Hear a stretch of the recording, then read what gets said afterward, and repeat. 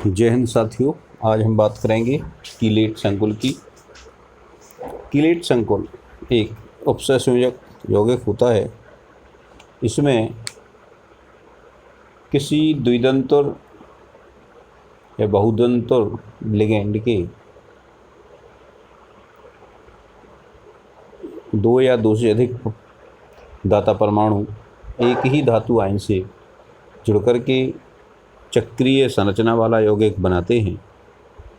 इस चक्रीय संरचना वाले यौगिक को कीलेट कहते हैं और इस तरह के संकुल बनाने वाले लिगेंड को कीलेटिंग लिगेंड कहते हैं। इनको कीलेट संकुल और इसे कीलेट संलग्नी कहा जाता है। यहाँ पे एक उदाहरण आपको दिखाई दे रहा है। ये यहाँ पे निकल डाइमेथिल ग्लाइऑक्जिम की संरचना बनी हुई है।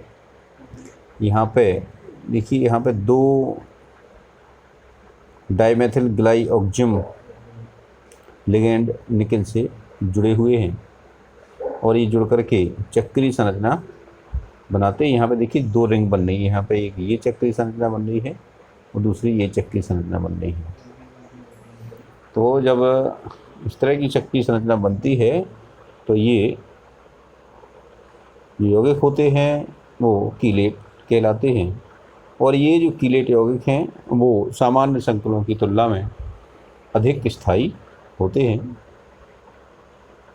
यहाँ पे देखिए लिगेंड ये है आपका डाइमेथिल ग्लाइऑक्जिम और उसका कीलेट है निकल के साथ बना हुआ निकल डाइमेथिल ग्लाइऑक्जिम।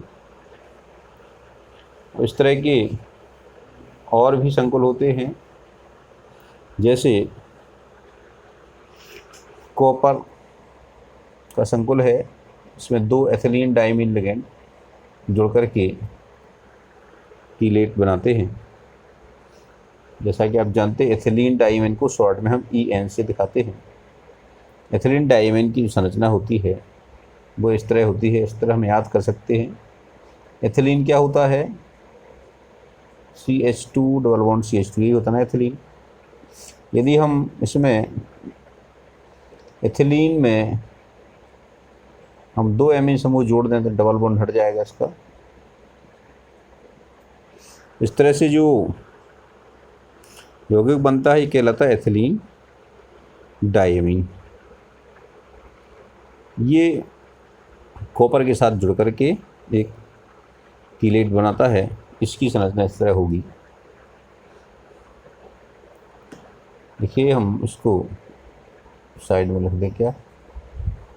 ये आपका एथिलीन डाइमीन है। इसमें नाइट्रोजन के पास लोन पेयर रहता है। ये लोन पेयर कॉपर को डोनेट कर देता है और इस तरह से ये इसे जुड़ कर के चक्रीय संरचना बना लेता है। इसको हम इस चक्रीय संरचना को क्या कहते हैं? हम इसी को हम कीलेट की संज्ञा देते हैं। ये जो कीलेट हैं इनका स्थायित्व तो अधिक होता है और कीलेट काफ़ी उपयोगी होते हैं। मुख्य रूप से टॉक्सिकोलॉजी में इसका उपयोग होता है।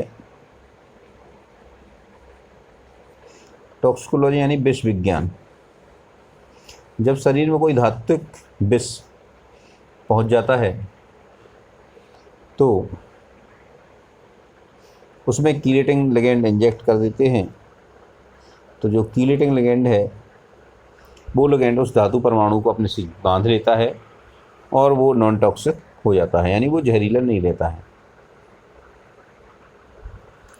तो इस तरह से शरीर में धातुओं की विषाक्तता को दूर करने के लिए कीलेट लिगेंड का उपयोग होता है। जब हम कीलेट लिगेंड को शरीर में इंजेक्ट करते हैं, ब्लड स्ट्रीम में पहुंचाते हैं, तो वहाँ पे कीलेट संकुल बनते हैं और ये जो कीलेट संकुल हैं वो विषैला प्रभाव नहीं रखते, वो नॉन टॉक्सिक होते हैं और फिर वो उत्सर्जन तंत्र के माध्यम से शरीर से बाहर निकल जाते हैं। इस तरह के कुछ और क्रिएटिंग लिगेंड हैं। इनमें एक लिगेंड से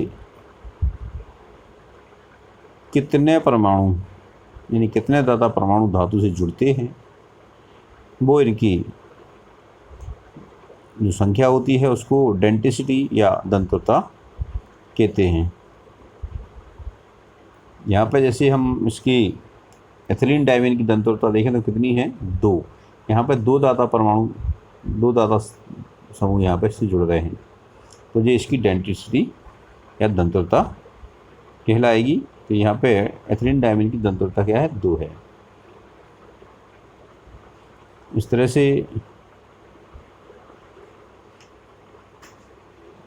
जी जो एथिलीन डाइमीन या डाइमेथिल ग्लाइऑक्सिजन से बने हुए संकुल हैं, ये कीलेट संकुल कहलाते हैं और ये काफ़ी महत्वपूर्ण होते हैं